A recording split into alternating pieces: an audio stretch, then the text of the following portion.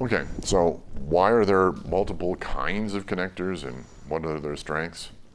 Well, you mentioned DB25s, which is a multi-pin connector, and those are useful like if you have something that has lots of ins and outs, like you have a Pro Tools rig that has 24 in and out.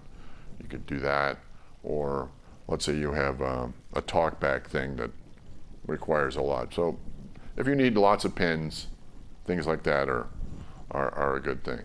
Now, XLRs are pretty good size pins, and they also have a locking thing. So for live recording, where somebody's going to potentially kick something out of the wall, having something that won't come out of the wall unless you go over and physically press the release on it.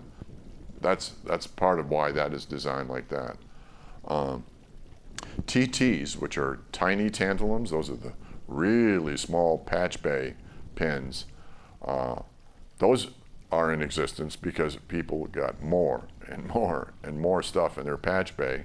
And rather than, because before TTs we had 1/4-inch jack bays, which were much more like what the telephone operators used to use back in the day. But the TTs just allowed you to have a lot more connections in the same footprint, if you will. But the amount of contact area is very small. So if there's any corrosion or any intermittency, it's easy with TT and harder with 1/4-inch. The bigger plug is actually a better, more reliable plug.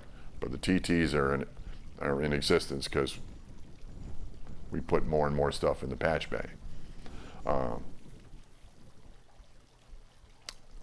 I can't think of any other connector that, I would say this though,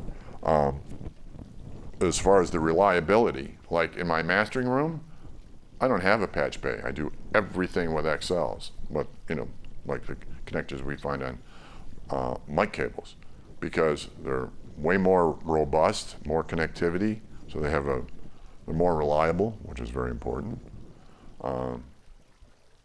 And the shorter signal path, without having to go through a loom and all the way back, it's a much better sounding thing to just have a cable that's that long with 2 XLs on it. It sounds definitely more, more robust, and it's way more reliable than having a patch bay.